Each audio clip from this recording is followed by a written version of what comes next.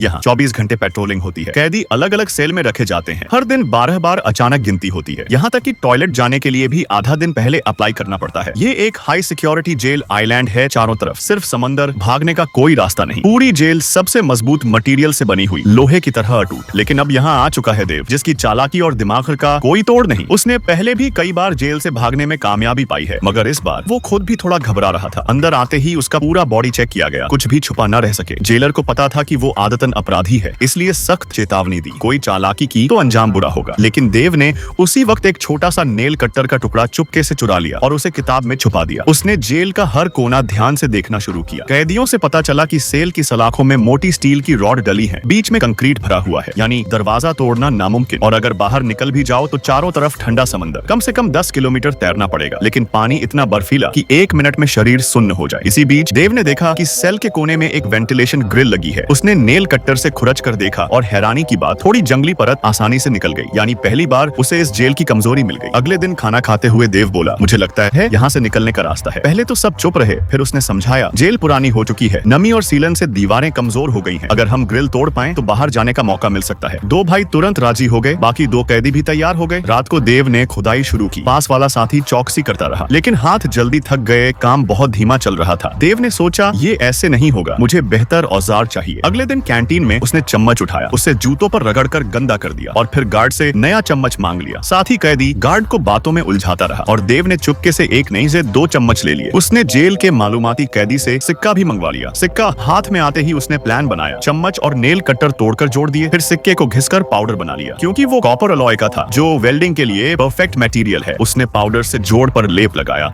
माचिस से गर्म किया और कुछ ही देर में नया औजार तैयार। अब खुदाई की स्पीड बढ़ गई। देव रोज निकला हुआ मलबा जेब में भरकर मैदान में धीरे धीरे बिखेर देता। कुछ दिनों बाद सुरंग काफी गहरी हो चुकी थी, लेकिन एक बड़ी दिक्कत सामने आ गई। लोहे की मोटी ग्रिल, जिसे कितनी भी ताकत लगाओ हिलती तक नहीं। देव के लिए अब सबसे बड़ा सवाल यही था, आखिर इसे तोड़े कैसे।